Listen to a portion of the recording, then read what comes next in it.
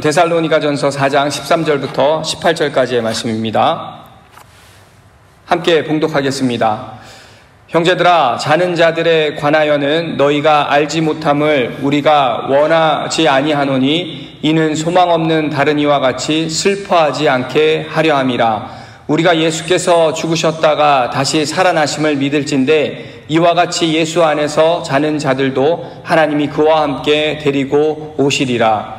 우리가 주의 말씀으로 너희에게 이것을 말하노니 주께서 강림하실 때까지 우리 살아남아 있는 자도 자는 자보다 결코 앞서지 못하리라. 주께서 호령과 천사장의 소리와 하나님의 나팔 소리로 친히 하늘로부터 강림하시리니 그리스도 안에서 죽은 자들이 먼저 일어나고 그 후에 우리 살아남은 자들도 그들과 함께 구름 속으로 끌어올려 공중에서 주를 영접하게 하시리니 그리하여 우리가 항상 주와 함께 있으리라. 그러므로 이러한 말로 서로 위로하라.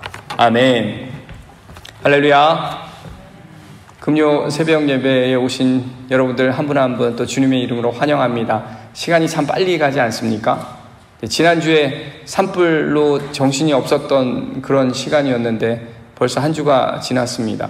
참 하나님께 감사한 것은 저희가 이렇게 기억하면 나쁜 기억 같은 거는 하나님께서 금방 잊게 해주시는 것 같습니다. 저희가 너무나도 많은 기억들, 나쁜 기억들을 계속 안고 살아가면 아마 저희들이 건강한 영적으로 우리가 살아갈 수 없는데 하나님 우리에게 망각할 수 있는 그러한 능력을 저희들한테 주신 것에 대해서 또 감사함을 또 느끼게 됩니다.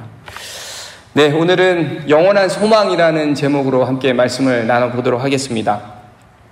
여러분, 소원과 소망의 차이가 무엇이라고 생각하십니까? 소망과 소원, 어찌 보면 같은 의미로 쓰이는 단어라고 보여지는데요. 제가 사전적인 의미를 좀 찾아보니까 소원은 어떤 일이 이루어지는 것을 바라는 것이라고 사전에 나와 있습니다. 그렇다면 소망은 무엇일까 궁금해서 다시 또 찾아보니까 소망도 어떤 일이 이루어지는 것을 바라는 것이라고 사전적인 의미는 동일하게 나타나 있습니다. 어쩌면 사전적인 의미는 동일할지 모르겠는데 우리가 본질적인 그 의미로 우리가 이해를 하고 그 단어를 사용할 때는 다소 차이가 있지 않나라는 생각을 해보게 됩니다. 주로 소원이라는 그 단어는 나 자신을 위해서 주로 사용해진다라고 생각을 해보게 되는데요. 내가 원하는 것, 내 욕망을 이루고자 할 때 소원이라는 단어를 우리가 자주 사용을 하죠. 예를 들자면 무엇을 정말 갖고 싶을 때 내가 정말 한 번만 가져봤으면 소원이 없겠네, 뭐 이렇게 말을 할 때가 있지 않습니까? 또 뭐뭐뭐 한번 해봤으면 소원이 없겠네, 또 아니면 정말로 내가 그거 한 번만 먹어봤으면 소원이 없겠네. 주로 자신이 원하는 것을 말하고 싶을 때, 그럴 때 소원이라는 단어를 우리가 사용하지 않습니까? 주체가 나가 된다라는 것입니다. 내가 원하는 것, 내가 하고 싶은 것, 내가 보고 싶은 것, 결국은 주체가 나를 위주로 생각하는 단어를 말할 때 우리가 소원이라는 단어를 말을 합니다. 그런데 소망은 소원과는 좀 더 다른 차원으로 사용이 되어진다라고 생각이 되는데요. 또 다른 차원을 우리가 넘어서 더 높은 차원으로 우리가 사용을 한다면 그 소망이라는 단어는 하나님을 믿는 믿음에서 사용되는 단어라고 생각이 됩니다. 사도 바울은 로마서 15장 13절 말씀에 이렇게 기록을 합니다. 소망의 하나님이 모든 기쁨과 평강을 믿음 안에서 너희에게 충만케 하사 성령의 능력으로 소망이 넘치게 하시기를 원하노라. 하나님께서는 믿음 안에서 소망이 넘치게 하시기를 원한다라고 그렇게 말씀하고 있습니다. 나의 개인적이고 그리고 이기적인 욕망과 욕구를 채우기보다는 믿음 안에서 하나님의 뜻이 이루어지기를 기대하는 마음을 원할 때에 소망이라는 단어로 표현하고 사용한다라는 것이죠. 그리고 또 한 가지 차이점을 보게 되면 개인적인 소원을 품은 사람은 어려움과 시련이 닥쳐오면 쉽게 포기하고 좌절하는 경우가 많습니다. 하지만 소망을 품은 사람은 그 어려운 상황 속에서도 하나님의 방식을 기대하고 그리고 선하게 이끌어 가실 그 하나님을 바라보면서 인내하며 살게 된다라는 것이죠. 다시 말하면 소망을 품은 사람은 하나님과 살아있는 관계를 유지하고 살기 때문에 생기가 넘치게 되고, 그리고 어떤 시련과 어려움이 닥쳐와도 낙심하지 않고 인내하며 이겨낸다라는 말입니다. 그래서 사도 바울은 로마서에서 우리가 환난 중에 즐거워한다라고 말하면서 환난은 인내를, 인내는 연단을 어떻게 해요? 소망을 이루게 해준다라고 그렇게 말했던 것이죠. 여러분, 이처럼 성경에서 말하는 소망은 우리 같은 크리스천들에게, 믿음을 가진 우리들에게 세상적인 소원보다는 더 높은 차원에서 말하는 것이고, 또 그렇게 소망을 기대하며 살 것을 주문하고 있다라는 것입니다. 오늘 본문 말씀도 보면은 사도 바울은 데살로니가 성도들에게 소망에 대해서 이야기하고 있습니다. 그 소망은 영원한 소망이라고 말을 하고 있는데요. 그렇다면 그 영원한 소망이 무엇인지 우리 함께 알아가는 시간을 갖도록 하겠습니다. 영원한 소망의 그 첫 번째는 바로 부활의 소망을 말하고 있는데요. 사도 바울은 앞서 4장 1절부터 12절까지의 말씀은 하나님을 기쁘시게 하는 삶이 무엇이고, 그렇게 하기 위해서 성도들은 무엇을 지키며 살아가야 하는지를, 그들에 대한 태도를 권면했었습니다. 그리고는 그리스도의 재림에 대한 주제로 사도 바울이 지금 다루고 있다라는 건데요. 그런데 왜 사도 바울은 그 삶의 태도를 권면하다가 그리스도의 재림으로 주제를 전환한 것일까요? 왜냐하면 그리스도의 그 재림이라는 주제가 그들의 삶과 전혀 무관한 것이 아니라 실제 그들의 삶과 연관이 되어 있었고, 그들이 알고 있는 그 잘못된 지식을 바로잡고 그들에게 교훈을 하기 위해서였습니다. 당시 시대적 배경을 보게 되면 이교도와 세상 사람들이 있었는데, 그 사람들이 생각한 것은 사람이 한번 죽으면 그들의 인생은 끝나는 것으로 생각을 하고 있었습니다.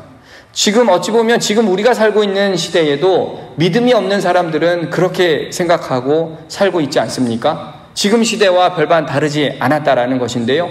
그런 초대교회의 시대에 기독교로 개종한 그 성도들 중에서는 예수님의 그 부활을 의심하는 성도들이 있었고, 그들 스스로 죽고 나면 어떻게 되는지, 그리고 어디로 가는지 정확하게 알지 못했다라는 것입니다.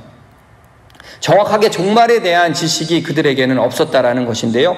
그러다 보니까 사후에 대한 것을 스스로 해석하게 되고, 그리고 스스로 그렇게 해석한 것을 논쟁하게 되고, 그게 심해지다 보니까 심각한 논란까지 이 데살로니가 교회에서는 일어나고 있었다라는 것입니다. 앞서 데살로니가 그 말씀을 통해서 우리가 알 수 있었던 것은, 사도 바울은 유대인들의 그 핍박과 박해 때문에 오래 머무르지 못했습니다. 그러다 보니까 성도들은 그리스도 교리를 충분히 그리고 제대로 배우지 못했다라는 것인데요. 관심은 많은데 정확한 교리를 모르니까 스스로 잘못 해석하고 오해를 사게 됐다라는 것입니다. 그래서 사도 바울은 그들에게 종말에 대한 지식을 정확하게 전해야 되겠고, 또 그들의 삶의 태도가 바뀌어야 된다라고 생각을 하고 이 편지를 그들에게 쓰고 있다라는 것입니다. 우리 함께 13절 말씀을 함께 보도록 하겠습니다.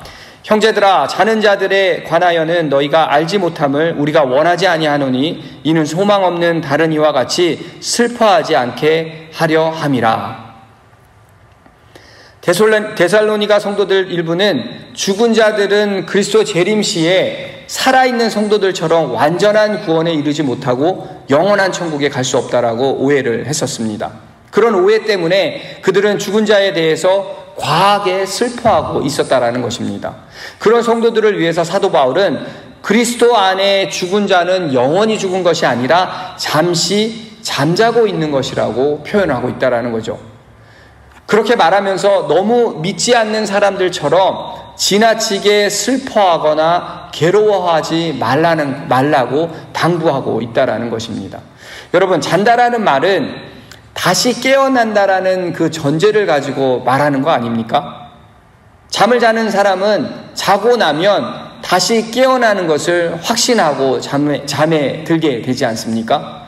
저와 여러분이 어젯밤에 잠을 잘 자고 오늘 새벽에 아침 새벽 일찍 일어나서 새벽 예배에 와야겠다라는 확신을 가지고 잠자리에 들었기 때문에 아침에 일어나게 되었고, 오늘 이 자리에 여러분 같이 예배를 드리기 위해서 앉아있는 그런 거 아니겠습니까?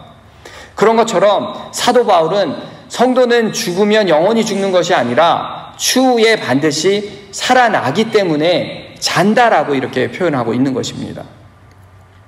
여러분, 예수님도 공생의 기간, 그 사역 기간 동안에 회당장 야이로의 딸이 죽었다라는 소식을 듣고 그의 집을 방문하셨습니다. 그때 통곡하는 사람들에게 아이가 죽은 것이 아니라 잔다라고 이렇게 말씀하셨죠. 그리고 아이에게 달리다 쿰 이렇게 말씀하시고 아이가 깨어났습니다. 여러분, 이 달리다 쿰이라는 단어는 아람어인데요. 이 아람어 단어가 작은 소녀여 일어나라라는 뜻을 가지고 있습니다. 그런데 이 단어가 주로 언제 사용이 되냐면 부모가 아침에 아이를 깨울 때 사용하는 단어입니다. 주로 일상적인 생활 속에서 사용되어지는 단어라는 것이죠. 이처럼 사도 바울은 죽은 사람들을 잠시 자는 것으로 이렇게 표현하고는 죽음과 부활의 그 참 의미를 예수님의 죽으심과 부활하심으로 좀 더 구체적으로 설명을 하고 있습니다. 여러분, 14절 말씀을 보시면 우리가 예수께서 죽으셨다가 다시 살아나심을 믿을진데 이와 같이 예수 안에서 자는 자들도 하나님이 그와 함께 데리고 오시니라. 사도 바울은 예수님께서 우리를 위해 죽으시고 부활하셨다라는 사실을 그들도 믿고 있다는 전제하에 말하고 있는데요.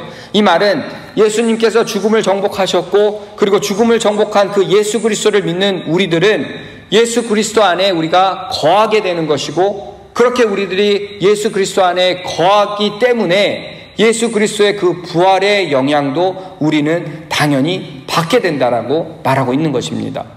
사도 바울은 이런 확실한 증거가 있었기 때문에 그들이 기다리고 잠자고 있는 것이라고 말할 수 있었던 것이고, 그리고 그리스도가 재림하실 때 죽은 자들과 함께 간다라고 말할 수 있었던 것입니다. 여러분, 이처럼 예수 그리스도 안에 거하고 잠자게 되면 다시 오시는 그 주님을 통해서 우리가 부활의 영광을 누리게 되는 것이고, 그리고 영원한 새 하늘과 새 땅의 주인으로 우리가 살게 된다라는 것이죠. 여러분, 이처럼 우리들에게도 이와 같은 약속이 주어졌기 때문에 우리가 지금까지 믿음 없는 세상에서 배운 그 죽음에 대한 인식을 우리도 이제는 완전히 바꿔야 한다라는 것입니다. 세상에서 말하는 그 죽음은 그동안의 삶을 끝내는 이별이었다라고 생각이 되었다면 우리 크리스천들에게는 그것이 끝이 아니라 그리스도와 영원히 함께할 그 부활의 날을 우리가 기대하고 그리고 안식하는 기간임을 우리가 반드시 기억해야 하는 것이고, 그 부활의 소망을 품고 살아가야 된다라는 것이죠. 여러분, 오늘 말씀을 준비하면서 올 초에 영원한 천국으로 가신 그 손희주 장로님 생각이 떠올랐습니다. 여러분, 저희 공동체에 어려울 때 함께 계셨죠? 그리고 함께 예배드리는 모습이 또 새록새록 생각이 납니다. 제가 주일날 이렇게 인사를 드리면 제 손을 이렇게 잡으시고 저보고 조용기 목사님 동생 아니냐고 또 이렇게 웃으시면서 농담했던 기억도 제가 기억이 생생한데요. 그 장로님께서 마지막 임종하실 때에 한마디 마지막 딱 하셨다고 말씀을 들었습니다. 할렐루야. 그렇게 하시고 평안히 주무셨다라는 소식을 들었을 때, 장로님께서 마음 가운데 정말 그 영원한 소망인 그 부활의 소망이 확실하게 있으셨구나 하는 생각을 한 번 더 하게 되었습니다. 성도 여러분, 우리 모두는 그 예수 그리스도의 그 부활의 신앙으로 이 땅을 살아갑니다. 우리에게 분명하게 말씀하시고 그렇게 약속하셨기에 우리는 그것을 굳게 믿고 살아가야 하는 것이고, 그리고 죽음에 대한 두려움보다는 영원한 소망을 품고 살아가야 한다는 것이죠. 오히려 영원히 소망이 없고 죽음 앞에서 두려워하는 사람들을 위해서 우리가 그들을 위로하고 격려하며 살아가야 한다는 것입니다. 그것이 바로 부활 소망을 품고 살아가는 우리들이 가져야 할 그 신앙의 자세임을 또한 우리는 반드시 기억해야 될 줄 믿습니다. 여러분, 이처럼 영원한 소망 첫 번째는 바로 부활 소망을 우리가 알아야 한다라고 사도 바울은 말하고 있다면, 죽음을 바라보고 슬퍼하고 있는 그 데살로니가 성도들에게 향해서 또 하나의 소망을 사도 바울은 말하고 있는데요. 그 두 번째 그 영원한 소망은 바로 주님과 영원히 함께하는 소망임을 분명하게 말씀하고 있습니다. 여러분, 15절과 16절 말씀 한번 같이 봅니다. 우리가 주의 말씀으로 너희에게 이것을 말하노니 주께서 강림하실 때까지 우리 살아남아 있는 자도 자는 자보다 결코 앞서지 못하리라. 주께서 호령과 천사장의 소리와 하나님의 나팔 소리로 친히 하늘로부터 강림하시리니 그리스도 안에서 죽은 자들이 먼저 일어나고. 여러분, 사도 바울은 예수님이 강림하실 때 살아있는 사람이 자고 있는 사람들보다 결코 앞서지 못할 것이라고 말합니다. 이 말은 죽은 자들이 먼저 부활하고 그 후에 살아있는 자들이 부활의 몸을 입었다라는 그런 의미가 아니라 죽은 자들도 반드시 부활한다라는 것을 강조하기 위함이라고 우리가 봐야 한다라는 거죠. 우리가 앞서 말씀을 통해서 알 수 있었듯이 데살로니가 성도들 중에는 죽은 사람들이 부활하지 못하면 어떻게 하나라고 걱정하는 성도들이 있었고, 그리고 그것을 오해해서 문제가 일어났었습니다. 그래서 사도 바울이 그것을 바로잡아주기 위해서 그리스도의 재림에 관한 교리를 정리해 주었다라는 것인데요. 이처럼 사도 바울은 잠자고 있는 성도들도 부활의 영광에 동참해야 한다라는 것을 다시 한번 강조하고 그들을 가르치고 있다라는 것입니다. 계속해서 부활의 성도들은 주님이 재림하실 때에 공중에서 주님을 만나는 것으로 끝나는 것이 아니라 주님과 영원한 교제하는 축복을 누리게 될 것이라고 말씀하고 있는데요. 17절 말씀을 보시면 그 후에 우리 살아남은 자들도 그들과 함께 구름 속으로 끌어올려 공중에서 주를 영접하게 하시리니 그리하여 우리가 항상 주와 함께 있으리라. 아멘. 여러분, 주와 함께 있으리라 라고 말씀하고 있습니다. 이 말씀은 주님이 재림하시면 모든 성도들이 주님을 영접하고 주님과 영원히 함께 있게 된다라는 것입니다. 이제 그때가 되면 주님의 얼굴을 우리가 선명하게 볼 수가 있고 주님이 주시는 그 위로와 사랑을 우리가 받게 된다라는 것입니다. 과거 살면서 우리가 겪었던 그 모든 고통과 고난이 이제는 완전히 없어진다라는 것으로 이 말씀이 어찌 보면 우리에게 너무나 기대되는 말씀이고, 그리고 우리에게 가슴 벅찬 말씀이다라는 것이죠. 우리가 주님의 영광에 함께 참여하게 되고 궁극적으로는 우리의 그 최대 소망이자 최고의 축복을 누릴 수 있게 된다라는 것. 여러분, 이제 우리의 모두는 생명의 주인 되시는 그 예수 그리스도와 함께 영원하게 함께 살게 되는 것이고 우리가 완전한 구원에 이르게 된다라는 이 놀라운 사실을 사도 바울은 특별하게 강조하면서 말씀하고 있다라는 것입니다. 여러분, 우리가 이 땅에 사는 가운데 불안하고 고통 가운데 사는 이유가 무엇입니까? 근본적으로 우리가 주님과 정말 나와 함께 살고 계시는 것일까? 내 안에 주님이 거하고 계시는 것일까? 우리가 이러한 완전한 확신이 없고 의구심이 들기 때문에 우리가 고통과 불안 가운데 살고 있는 것은 아닙니까? 만약에 우리가 그것을 확실하게 알고 그렇게 그 마음을 가지고 우리가 살아간다면 우리 마음 가운데는 고통과 시련이 있는 것이 아니라 마음의 평강과 평안이 있어야 된다는 것 아닙니까? 영원한 생명 되신 그 주님께서 우리와 함께 하신다라는 우리가 확실한 믿음으로 살게 된다면 우리는 그러한 불안과 고통에서 분명 자유하게 될 것입니다. 성도 여러분, 예수 그리스도를 구세주로 그리고 주인으로 고백한 사람은 그 믿음을 통해서 예수 그리스도와 연합된다라고 성경은 분명하게 우리들에게 말씀하고 있습니다. 예수님을 믿는다라는 것은 예수님을 따른다라는 것이고, 그리고 예수님을 따른다라는 것은 예수님과 우리가 동행하면서 그분 안에 거하게 된다라는 것이죠.